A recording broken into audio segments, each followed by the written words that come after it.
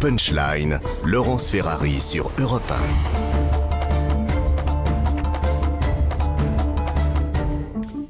On se retrouve dans Punchline sur CNews et sur Europe 1 avec Jean-Claude Dacier, avec Gaspard Koenig, candidat à la présidentielle, Grégory Geron, policier, secrétaire général unité SGP, et Maître Golnadel. On va parler peut-être de ce nouveau type de violence absolument révoltante. Une vidéo dans laquelle on a pu voir des hommes se filmer à bord d'une voiture dans les rues de Noisy-le-Sec en train de tirer des personnes, les obligeant à courir à côté de leur véhicule et avant d'être blessés. Les auteurs de l'agression sont en garde à vue. On fait le point avec Solène Boulan et puis on en parle ensuite avec vous. Tôt ce dimanche matin, plusieurs hommes se filment à bord d'un véhicule dans les rues de Noisy-le-Sec. Hilar, le conducteur agrippe tour à tour des piétons à travers la fenêtre et les traîne sur plusieurs dizaines de mètres, jusqu'à ce que les victimes, épuisées, s'écroulent. La vidéo, massivement diffusée sur les réseaux sociaux, a fait l'objet de signalements sur la plateforme Pharos. Les enquêteurs ont ensuite interpellé le conducteur hier après-midi.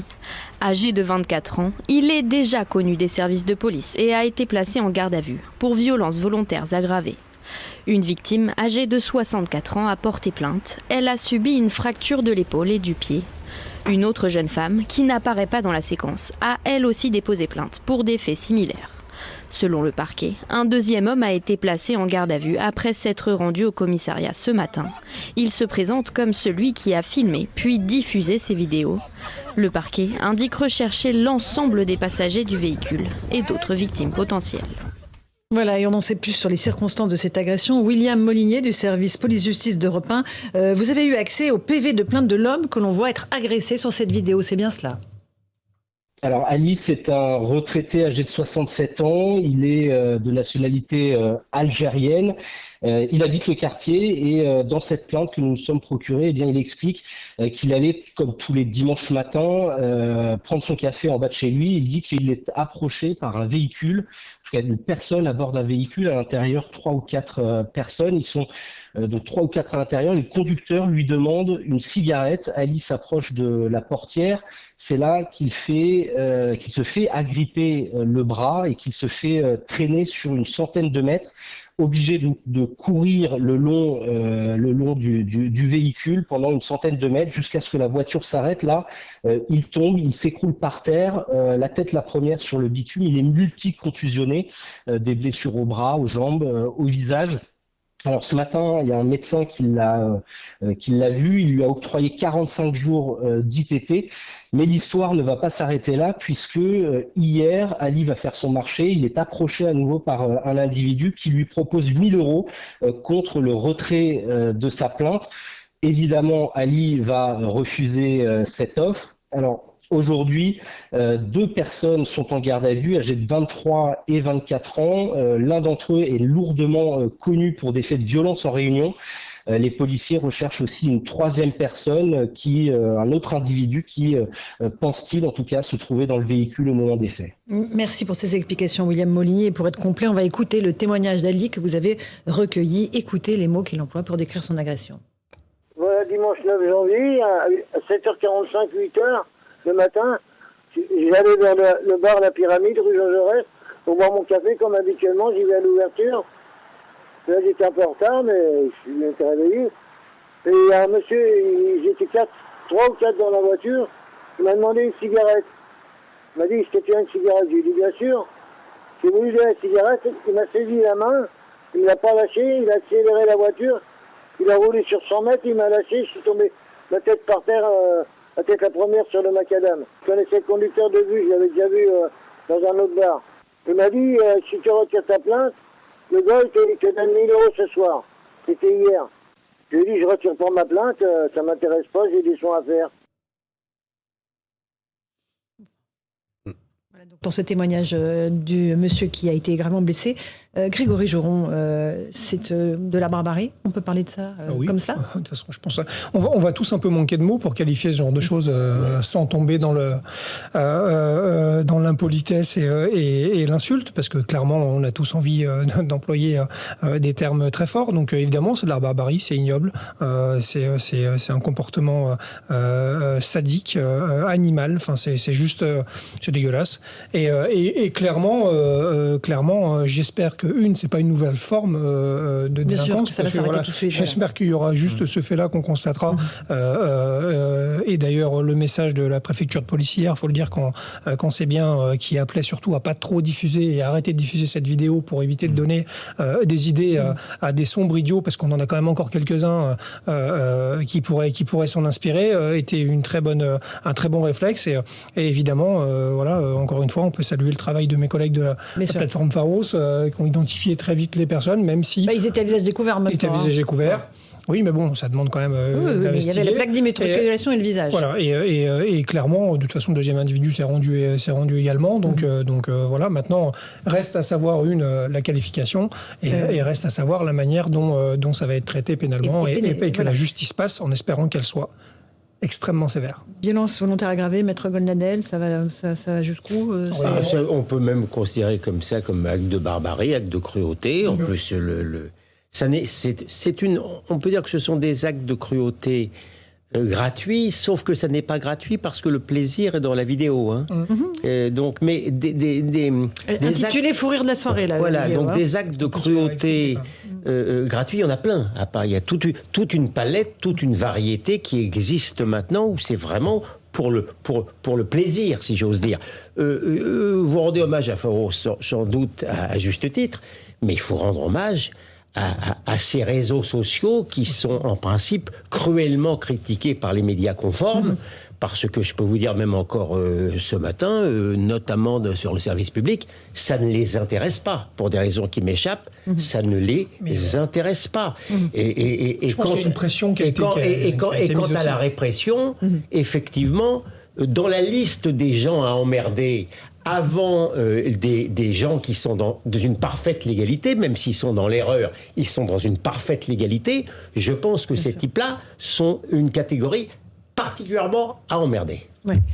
Gaspard Koenig, alors vous êtes candidat à la présidentielle, quand vous voyez ces actes absolument ignobles, c'est ça la réalité aussi de notre pays ? Je pense que c'est d'autant plus barbare que si on suit un peu l'histoire dans le détail, ça commence par une demande de service qui est acceptée. Est-ce que tu peux me donner une cigarette ? Et on voit le monsieur avec son paquet de cigarettes à la main. Et il y a un anthropologue qui s'appelle David Graeber qui dit que ces petits actes de la vie quotidienne, comme de donner une cigarette ou d'indiquer le chemin ou d'aider quelqu'un à traverser la rue, c'est ce qui fonde anthropologiquement notre vivre ensemble, notre lien en société, beaucoup plus que les grands discours, beaucoup plus que la redistribution par l'État. C'est vraiment ces petits gestes. Et donc là, ça tue cette confiance humaine qui pourtant est à la base des relations. Et après, ce que ça illustre aussi, c'est que quelque part, l'état de droit fonctionne. C'est-à-dire qu'il y a une plainte qui est déposée, il y a une plainte qui n'est pas retirée, c'est-à-dire que la pression de la communauté n'est pas suffisamment forte pour étouffer ce genre d'histoire, et qui est traitée ensuite par les services de police. Donc il y a quand même quelque chose qui fonctionne. Alors, et la dernière chose sur la sécurité et la police, c'est qu'on parle souvent de remettre de la police dans la rue, on parle en termes de moyens, on dit qu'il faut remettre des effectifs. On s'aperçoit depuis 10 ans, depuis la fin du quinquennat Sarkozy, qu'on a augmenté les effectifs de la police, c'est-à-dire qu'il y a de plus en plus de policiers. Néanmoins, le taux de présence effective sur le terrain ne cesse de baisser. Ça a été constaté encore dans le rapport du Sénat de 2021 sur le projet de loi de finances. Moins 5 ou 6% de présence effective sur le terrain. Et que par ailleurs, les policiers... Et pourquoi ? Parce que les policiers sont, comme tout le reste de la population, assommés par des tâches administratives en commissariat.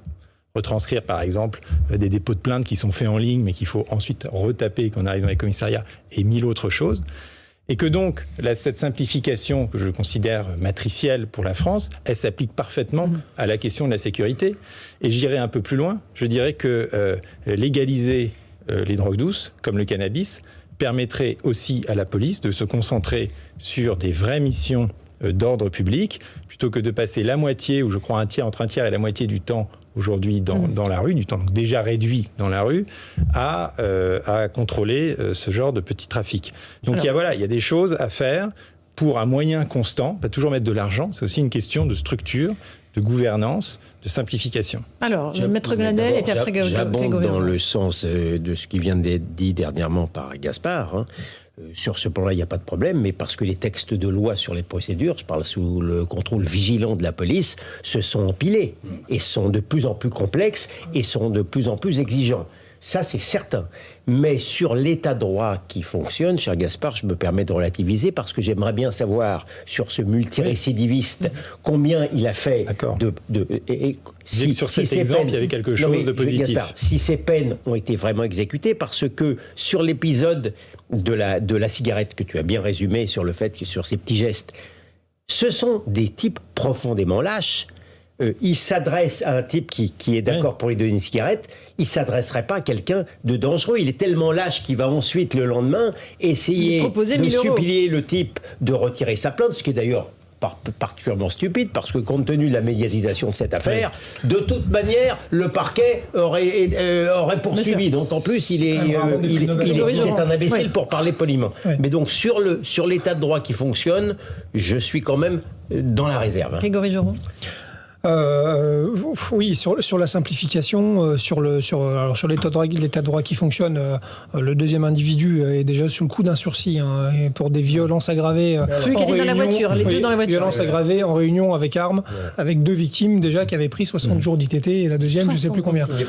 Donc voilà, on a affaire quand même à des multirécidivistes, mais qui en sont pas juste à des petits délits routiers. Voilà, on a une espèce d'impunité décontractée. Puisque si on se permet quand même ce genre de violence, parce que finalement, je veux dire, 45 jours d'ITT, forcément, c'est énorme. Mais il aurait pu aussi passer sous les roues de la voiture. Je veux dire, c'est voilà, c'est effrayant le risque de cette agression. Donc voilà. Après, sur le taux d'occupation des policiers, alors déjà nous, encore une fois, je suis pas sûr qu'on soit dans un rôle d'avoir un regard sur la société. On est des observateurs. On est là surtout pour essayer de gérer la délinquance, essayer de faire en sorte que les gens vivent normalement avec ces risques-là. C'est un peu ça notre boulot. Et la difficulté qu'on a, c'est qu'en effet, on a eu déjà une société qui se judiciarise pour tout, donc avec un nombre de plaintes exponentiel, avec du coup un axe qui a été pris, c'est forcément d'y répondre, et on y a répondu avec, en plus, une baisse d'effectifs. Donc on a eu un espèce d'effet ciseau qui, finalement, a un petit peu déshabillé le service de voie publique qui doit être pourtant le cœur de notre métier, pour permettre à des collègues qui, en plus, avaient envie de s'élever aussi intellectuellement, c'est bien normal, et des fois de faire autre chose que de la voie publique, parce que quand on en a fait 10 ans, 12 ans, 13 ans, on a peut-être envie des fois d'évoluer et d'aller faire du judiciaire, d'enquêter, d'investiguer, de faire autre chose, clairement. Voilà, donc on a eu cette espèce d'effet ciseau qui fait qu'aujourd'hui, on reproche à la police de ne pas être sur le terrain. Pourtant, l'action de police, elle est bien présente, et heureusement, et mes collègues font ce qu'ils peuvent. Maintenant, je rappelle juste que quand même, malgré tout, et je ne fais pas le service après-vente du gouvernement, mais quoi qu'on en dise, il y a quand même eu 9000 policiers de plus. Ça, c'est une réalité, c'est factuel. Et heureusement, sauf qu'il y a eu 9000 policiers de plus, dans le même temps où on a quand même une augmentation démographique, une augmentation du risque terroriste, un climat social qui est super prégnant, des priorités de tout sur les violences intrafamiliales, les stupes, etc. Donc en gros, même les 9000 ne suffisent plus aujourd'hui à avoir une prestation de sécurité digne. Absolument. Oui, merci. Je voudrais juste qu'on écoute quelques réactions des habitants à Noisy-le-Sec qui ont été horrifiés par cette agression qui s'est produite dans leur commune. Écoutez. Évidemment qu'on est tous scandalisés, mais il faut essayer de voir la globalité de la situation et s'apercevoir que ça, c'est justement un signal d'alarme. Peut-être des quartiers où c'est moins facile, mais bon, ça m'est arrivé de sortir le soir seul, d'aller à Paris, de revenir. Bon, je suis pas angoissée. Hein. C'est inadmissible. Il y a une haine en ce moment, c'est phénoménal. J'ai jamais vécu ça. Voilà pour ces réactions recueillies par les envoyés spéciaux de CNews. Gaspard Koenig, il y a une montée de la haine, de la violence dans notre société, qui est liée sans doute pas seulement à la pandémie, malheureusement. Il y a bien d'autres raisons. Oui, alors il faut quand même remettre un tout petit peu les choses en perspective. Par exemple, on sait que le taux d'homicide par 100 000 habitants a été divisé par 2 depuis la fin des années 90. Donc je pense qu'aujourd'hui, il y a effectivement une recrudescence de la violence, de la tension, et dans un mouvement global, si on parle des 50 dernières années, qui est plutôt celui quand même, bien décrit par Steven Pinker par exemple, d'une pacification de la société. On la voit pas trop, la pacification là. Juste, on la voit pas sur les 3 dernières années, mais voilà. Et après, sur la montée des tensions aujourd'hui, je pense qu'on est dans une société qui est bloquée, qui est crispée, qui est pleine de statuts, où les gens n'ont pas l'impression d'avoir les opportunités qu'il pourrait avoir, et où ça génère effectivement une espèce de violence rentrée, exacerbée, et une défiance généralisée. Et cette défiance, elle vient de loin, elle a été décrite par Perfit dans les années 70, elle a été décrite par des économistes Cahu Calgan il y a encore 15 ans. Et c'est au fond le cœur, je pense, d'un projet de société que d'essayer de rétablir la confiance. Et quelque part, la confiance, il y a quelque chose qui peut paraître naïf, mais pour la recevoir, il faut d'abord la donner. Et il y a une espèce de cercle vertueux à créer. Quand l'État fait confiance aux citoyens, quand l'individu fait confiance à l'autre. Je vais prendre un exemple sur la judiciarisation. Aujourd'hui, dans les procédures de médiation qui sont excellemment mises en place pour les petits litiges de moins de 6 000 €, on s'aperçoit que 75% des cas qui auraient fini devant le juge se règlent quand on met les gens dans une pièce et qu'ils se parlent. Et le rôle du médiateur, c'est de rien faire. C'est juste de les mettre dans la pièce et de contrôler que tout se passe bien.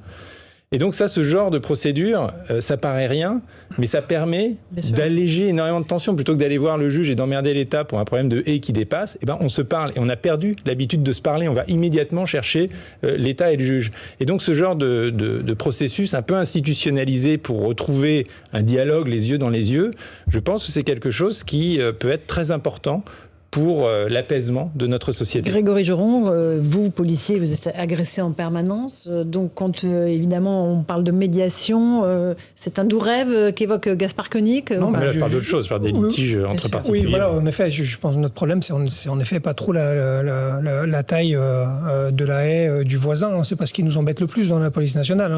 Et le litige que ça peut créer parce que l'arbre est trop haut pour le voisin d'en face. Non, on a un vrai souci, mais je l'ai déjà dit, mais allons-y, je pense que c'est super important. On est en plus en période électorale, donc il va y avoir des programmes qui vont être mis en place. Je pense qu'à un moment donné, justement, l'expression de la société, et quand vous voyez ces gens qui en parlent dans la rue, je pense que c'est ça que les politiques doivent, à mon avis, entendre.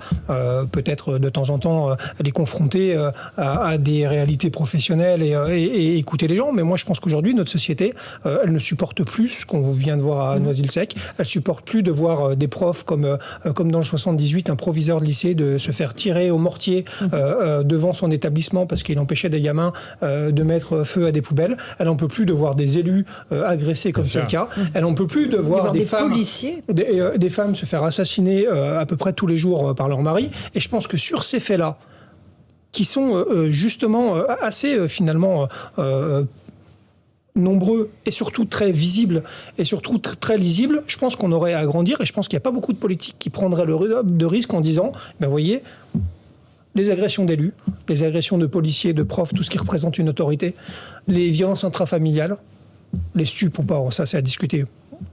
Et ben ça, on va taper fort.